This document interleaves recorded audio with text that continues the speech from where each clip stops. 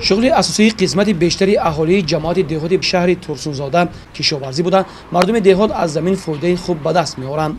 پرورش لیمو و سبزیجات و پالزی‌ها در گرمخانه‌ها برای اهالی دهات شهر ترسونزاده منبع خوبی درآمد گشته است. ما امسال در کشت اول در گرمخانه‌ها بادرنگ را کش کرده حاصل خوب هم به دست آوردیم.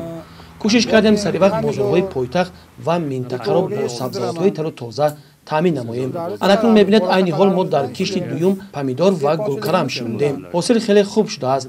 دو مرتبه جمع‌آوری نموده و بازارهای دوشنبه و ترسونزاده به فروش بردیم. حالا حاصل فراوان است. با نظرداشت امکانات‌ها برای رشد اقتدار ساحه‌های استحصال محصولات در هر منطقه شرایط مهیا کرده شده است. با مقصد تامین بازار استعمالی در شهر ترسونزاده سال تا سال تعداد و مساحت گرمخانه‌ها افزون می‌گردد.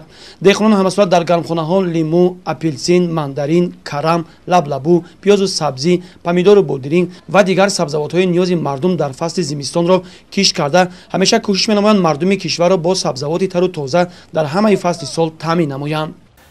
در حدود جماعت دهات به نام جور رحمانوف در اهالی در زمین‌های نزد خولگی از 4 هکتار زیاده زمین بوده.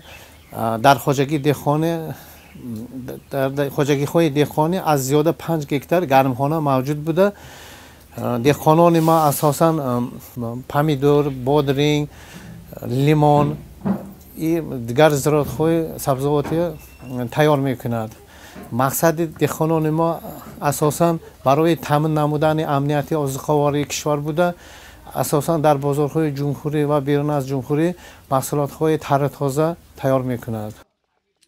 مقصد اساسی کشاورزان جماعت دهات شهر ترسونزاده این نگاه داشتن و استوار نمودن امنیت آذوقه‌آوری کشور است. زیرا امروز باید از زمین‌هایی که آبی و للمی وابسته کرده شده است ثمرناک استفاده بوده استحصال محصولات را افزون نمایند و کوشش می‌کنند که در همه فصل سال مردم را با سبزیجات تر و تازه تامین نمایند.